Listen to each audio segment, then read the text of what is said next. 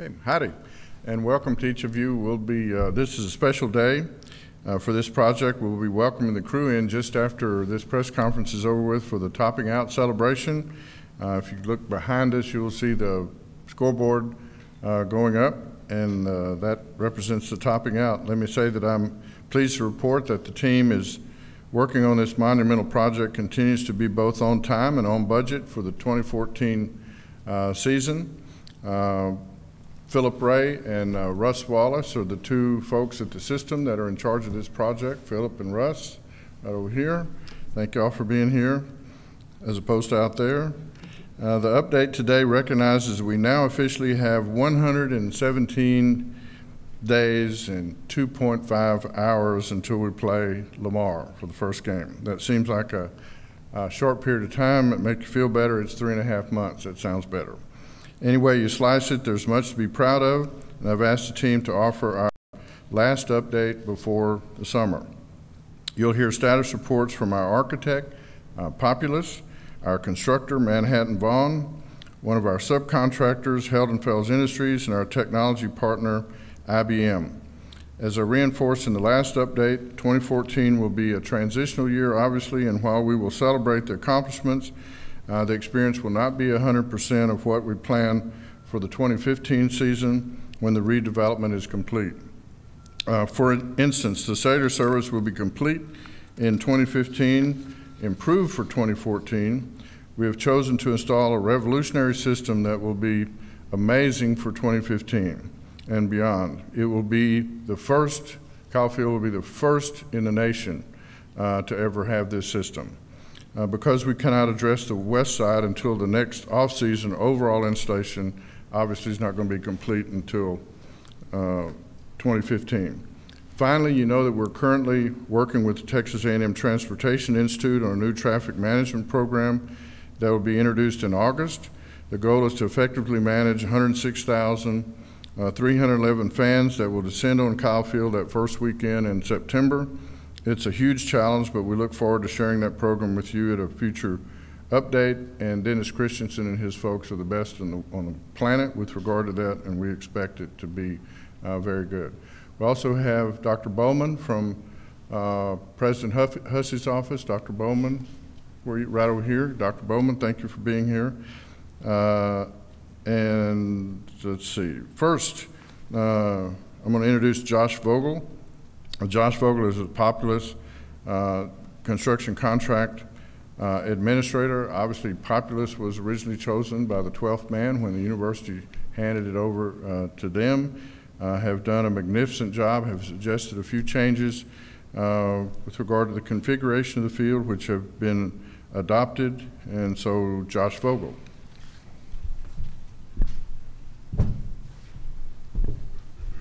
Thank you, Chancellor. Howdy. I'm happy to say that things are looking good and that we're very happy with the progress of our design as you see it today. This truly has been a team effort with Populous and our consultants, with Manhattan Vaughn and all the subcontractors on site. And just wanted to say that we at Populous, in looking over the product that is taking shape today, are honored to be part of this landmark redevelopment, knowing that as Kyle Field reaches new heights, so too does Texas A&M football. Thank you, and gig 'em. We'll have a question and answer session after this is over with. Now I'd like to introduce Greg McClure with Manhattan Vaughn. Manhattan Vaughn has performed, in our opinion, flawlessly.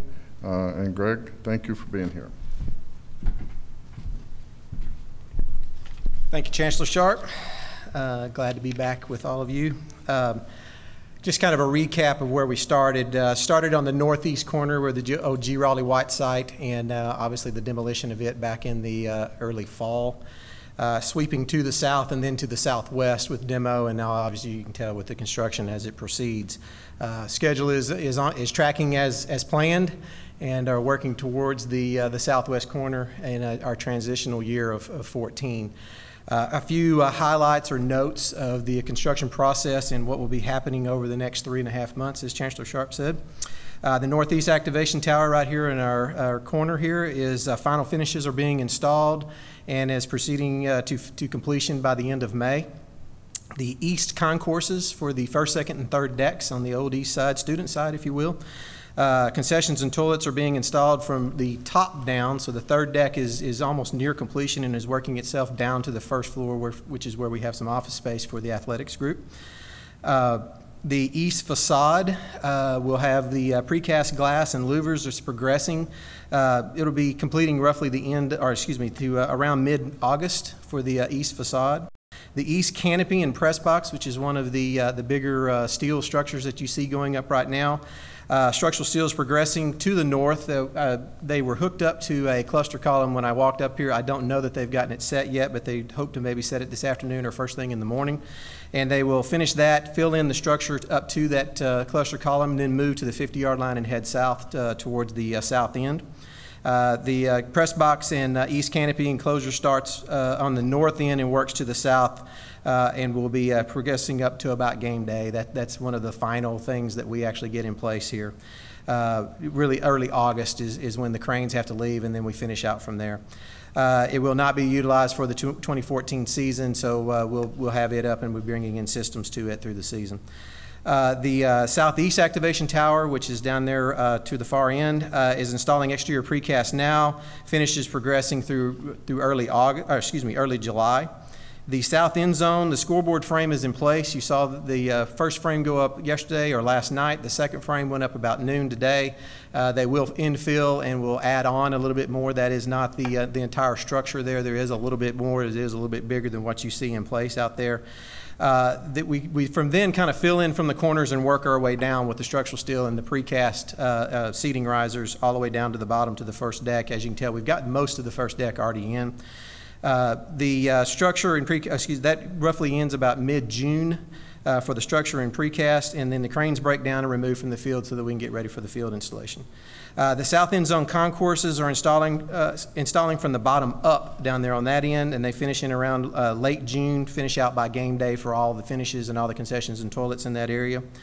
The southwest activation tower, you can see the steel structure going up over in that far corner. The structure is complete by mid-June, exterior precast installing and complete by game day.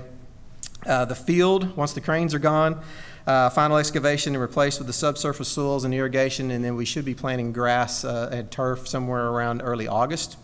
And then sidewalks and plaza, you can tell that we're already starting up here in the northeast. We will begin those installations now, work our way to roughly about midway down. We'll have to stop because of the crane that's sitting in here doing the canopy. We'll move to the south and then progress our way to the north and then finish out in the middle. It's a little bit jumping around over there, but we have to because of the canopy enclosure.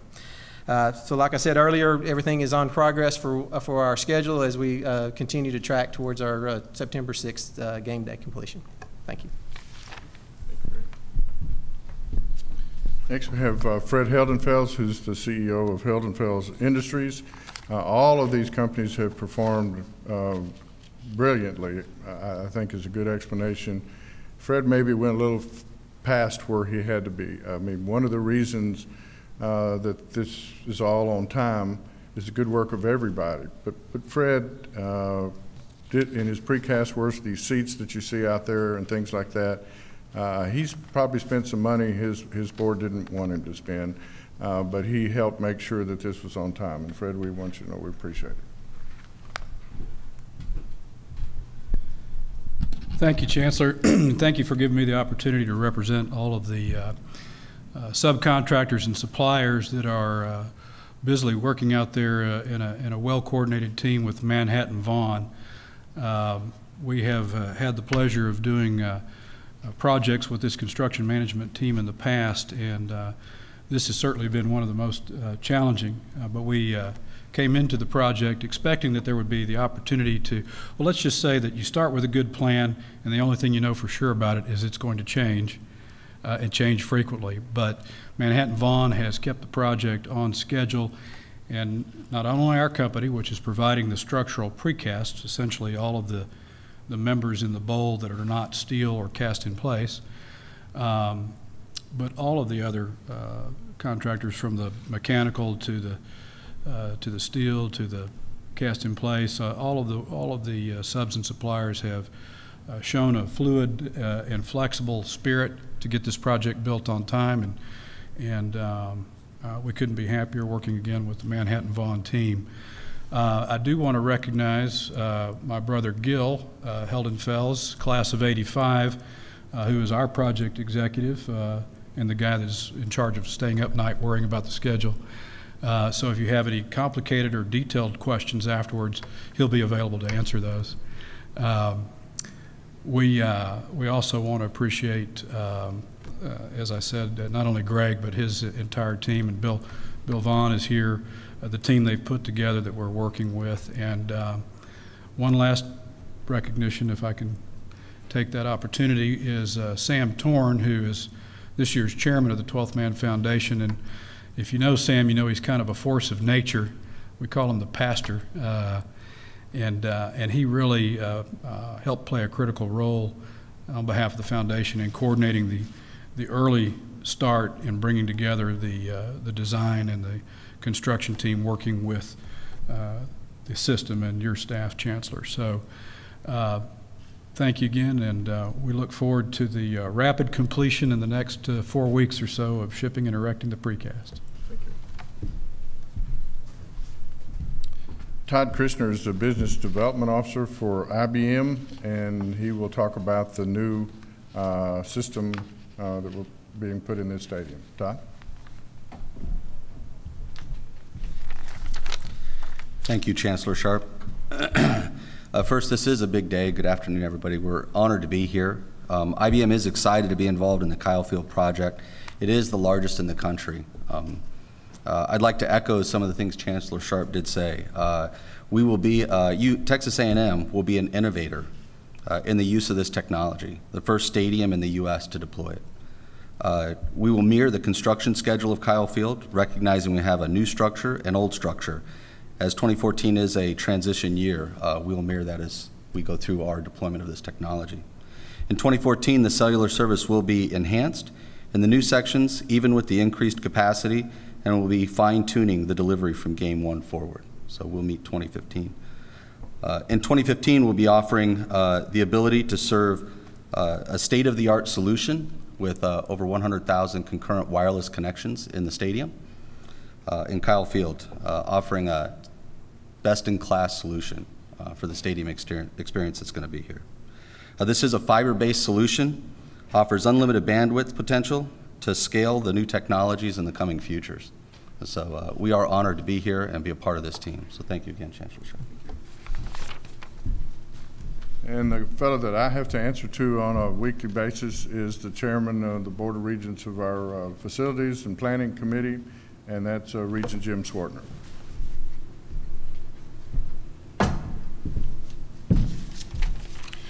Thank you, Chancellor Sharp. I'd like to thank a few individuals that's helped make this possible. First of all, our former chairman, Richard Box. Richard Box was our chairman when we started talking about this, and he was a strong believer that we could make this happen, and he led us to where we're at today. Also, I'd like to thank Chairman Adams for passing the torch and carrying on this good cause that we're doing here today and making sure that we were carried through. I'd like to thank President Hussey and President Lofton also for their leadership and believing in what we're doing today. Sam Torn, I want to thank you for all that you've done as far as making sure that everybody was together and helping to raise the money to make this happen. Being the current president of the 12th Man Foundation, you were here at the right time, and thank you very much for your leadership. I also want to thank the 12th Men and all the people that donated money and paid for this wonderful stadium. As you know, we're on time and on budget, and it's because of a lot of folks that I'm going to thank right now. First of all, the students.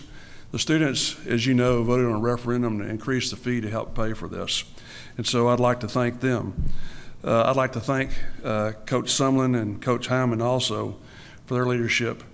I'd like to thank the Vaughn Construction in Manhattan for what they've done, and especially the Heldenfeld family, Fred Heldenfeld. My daughter was really concerned when she heard about we were going to try to play ball next year, and when I found that Fred Heldenfeld won the contract for the precast, and I told her, I said, you don't have to worry about it. The Heldenfelds, they know how to work hard, and they're going to be ahead of schedule. So Fred, thank you very much for all that you've done and your leadership. And last, I'd like to thank two people that are real key in this project. First of all, Chancellor Sharp. Chancellor Sharp was one of the few people that agreed with me that we could build a stadium over 100,000 people. I'm still trying to nudge him to 112, but we're pretty close. And thank you, Chancellor Sharp, for believing in me and believing in the Kyle Field Renovation program. And the last person that we all need to thank, and I'm very serious about this, is Johnny Manziel. You know, the stars came together. We talked about this project for a long, long time, but none of us were sure how quick we could pay for this project. And because of a young man by the name of Johnny Manziel, we were able to raise all the money in 2 months. My vision is someday, I hope, that the Aggie Nation will come together and decide that we can revise the name of Kyle Field to Kyle Field, the house that Johnny built. Thank you. I bet you make some press on that one. Thank you all. And a special thanks again to Manhattan Vaughn for, they gave us the best bid that any stadium has ever had in the United States, and they performed with great partners, and we're very appreciative of them. So, any of these folks will take any questions that you folks have. That's it. For which one? For you. For me. That's bad. So, I mean, this is kind of like your child, everybody's child. What makes you nervous about this project?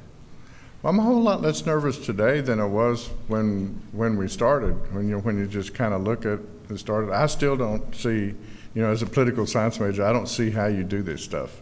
It just doesn't dawn on me. I'm not that technically oriented, but I marvel at the people that are doing it, and I don't have any doubt anymore from watching these folks. They're going to perform just like this for the next year or so, and it's going to be. And I'll tell you another thing too. After looking at what the pictures, what it's going to be, what the suites are going to be, what the inside is going to be, and those things, you can look at those all you want, and you still don't have a concept of just how great this stadium is going to be. There's not going to be anything like it in the United States. It's going to be an amazing sports venue that will be the envy of the country before this is over with. It's because of these folks that we have working for us. We just got great partners, and we were fortunate to have that. Any questions for anybody? And after this ceremony, after this is over with, this hall will be filled with the workers to celebrate the topping out ceremony that just is happening here today, and all of them are getting fed, and we want to thank them for everything that they've done. Any other questions? Did you have another? Yeah, Greg, maybe Greg could answer another question. Sure. So you're 3.5 months away from that first home game, and of course, that's a pretty solid deadline. That's yeah, it's fixed. I guess with your feelings as far as when people are filing in the stadium on that particular game day with Lamar, that everything's going to be ready? Feelings? Oh no, absolutely it'll be ready. You know, having done this quite a few times before, there's a fixed date and it's going to happen. And we have a team of professionals and subcontractors and designers and A&M that have helped us get here. And obviously we have a plan in place that gets us to that starting point because it truly is a starting point for us because we have another year to go on another one.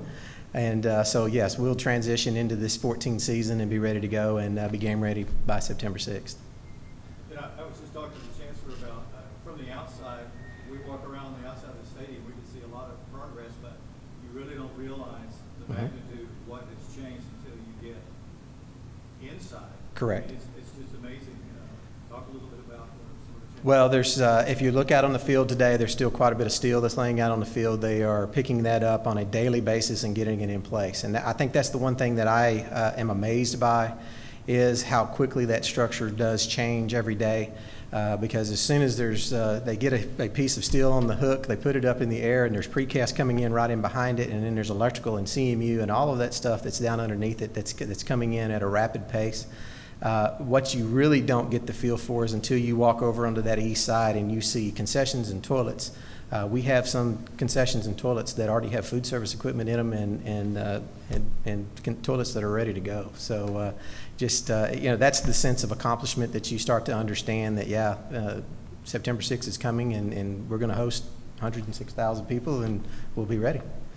One final thing, between now and then, weather, are you concerned about, of course, we're in a drought, so we're not seeing too much rain, but if it should turn rainy, Sure. will that put you? Well, we just kind of went through one of the worst winters I think we've ever had, and we fought through it. And the spring has actually been fairly dry. These last few weeks have been a little wet. But rain or weather is something that you incorporate into a schedule. You know that it's coming and you fight through it. And so, sure, I mean, is there concern of the weather turning off and being a wet summer? Sure there is, but that's with every project, and we've accommodated for that and are ready to go. Greg, what is exactly meant by the topping out, sir? Well, it means we've kind of hit the top of the structure. We're at the highest point of the structure, and we start filling in down from there. We've got people that have worked here for a long time, working a lot of hours, and wanted to just take a minute to say thank you. And you still got some more to go, but you know, thank you for what you've done for us, and for all of the university, and for all of the fans, and just 30 minutes. I mean, that's really all it is. Is come in, have a dinner, and thank them. Formally thank them. Shake hands, do whatever we can to let them know how much we appreciate all they've done for us. How tall is that? Oh, wow. Josh, what's the back of the scoreboard? It's up there. How's that? I don't really know. Unfortunately, I don't get into all of those details. I know the scoreboard widths and heights and all that stuff, but you know, it's 200 plus. I don't know exactly where the top end of it is. So, okay. Along the lines of it being enclosed, it's really awesome already in terms of getting the sense of it being enclosed. Could you speak to that and how intimidating that setting is going to be? Wow.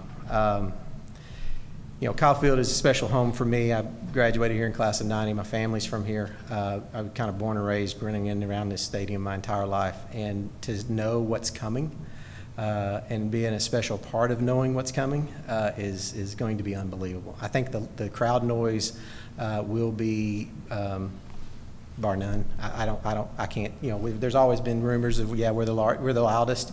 I don't think that'll be anything in doubt after this is all said and done. So. Okay. Thank y'all for your time. One of the things to remember too, the question you asked, is a bunch of this construction is being done off-site and moved in here, construction on the suites and all kinds of things like that. And so there's a whole bunch of stuff that will get here just about done.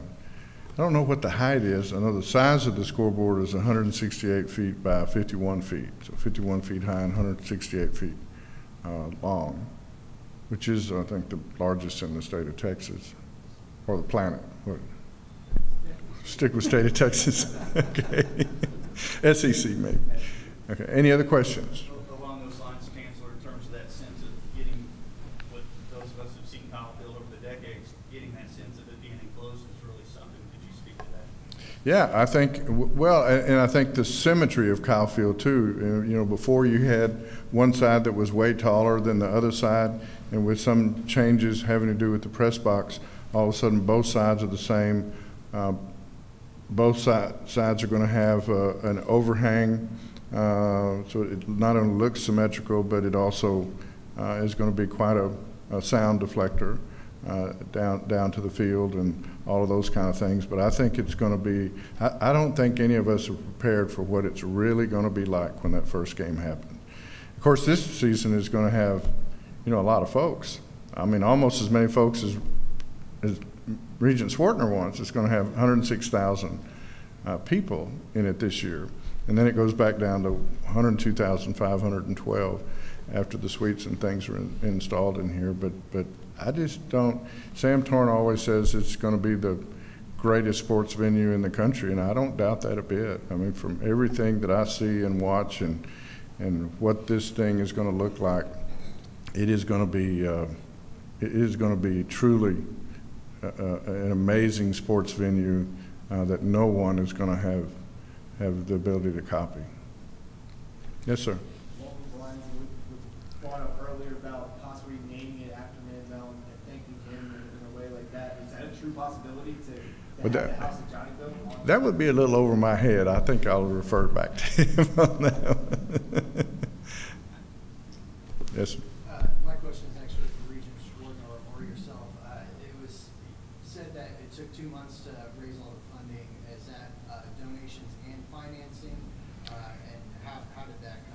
Well, the donations, he's talking about the 12th man, what the 12th man did in raising the funds. The financing, which was, what was the total amount financed, Philip? Yeah. 3 what? 125? No, financed. Yeah, 125. No, that can't be accurate. That's the amount raised. What was the amount financed? 355. 355.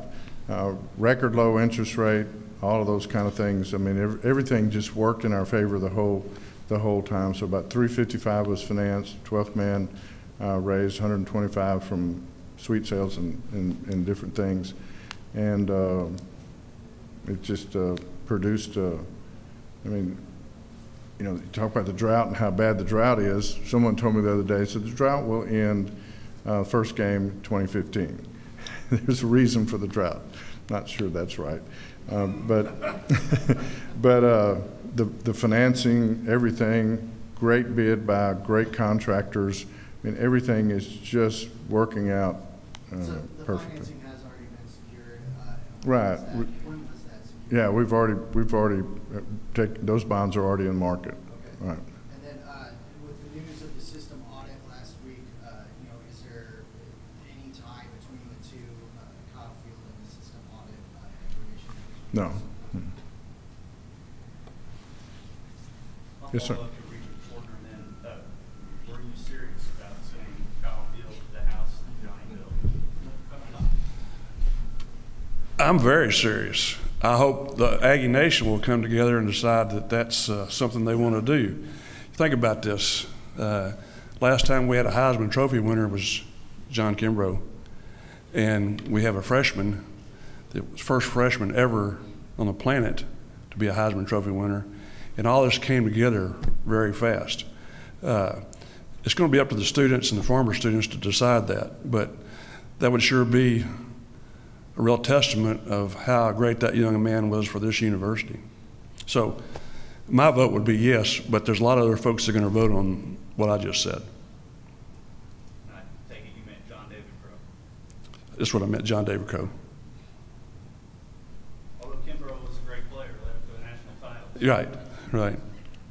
We've had 2 Heisman trophies with just 1 freshman, ever. Any other questions? Check my numbers. It's 325,000. Yeah, 325. What did you say? 355. Yeah, it's 325. I'm sorry, not 355 on the bonding question you had. Any other questions? Okay, thank you very much. Have a wonderful summer. We'll see you right after that.